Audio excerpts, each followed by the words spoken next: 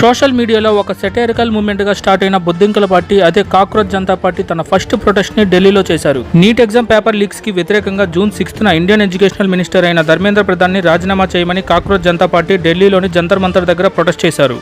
ఇన్స్టాలో 22 million followers ఉన్న cockroach Janata పార్టీకి రియాలిటీలో 2000 మంది కూడా ప్రొటెస్ట్ చేయడానికి రాలేదు. అందులో కూడా దాదాపు 1000 మంది మీడియా ప్రతినిధులు ఇన్ఫ్లుయెన్సర్స్ ఉన్నారు. అంటే ఈ ఉద్యమంలో 1000 మంది కూడా కాక్రోచ్ జనతా పార్టీ సపోర్టర్స్ లేరు. కానీ లెఫ్ట్ మీడియా మాత్రం కాక్రోచ్ జనతా పార్టీ వల్ల బీజేపీ పడిపోతుంది, మోడీ గారు పని అయిపోయిందని ఎలివేషన్స్ మాత్రం ఇస్తున్నారు.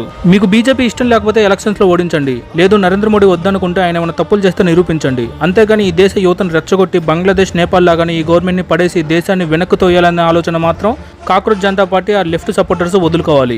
ఎందుకంటే భారతదేశంలో ఒక రాష్ట్రం కంటే చిన్న దేశమైన బంగ్లాదేశ్, నేపాల్, శ్రీలంక లాంటి వాటితో మన దేశాన్ని పోల్చి చూడటం కరెక్ట్ కాదు. సో కాక్రోచ్ జనతా పార్టీ అనేది story by ధ్రువరాతే, direction by Kejriwal, DOP, left media, last but not least produce by Congress అని దేశ ప్రజలంతా నమ్ముతున్నారు. జై హింద్.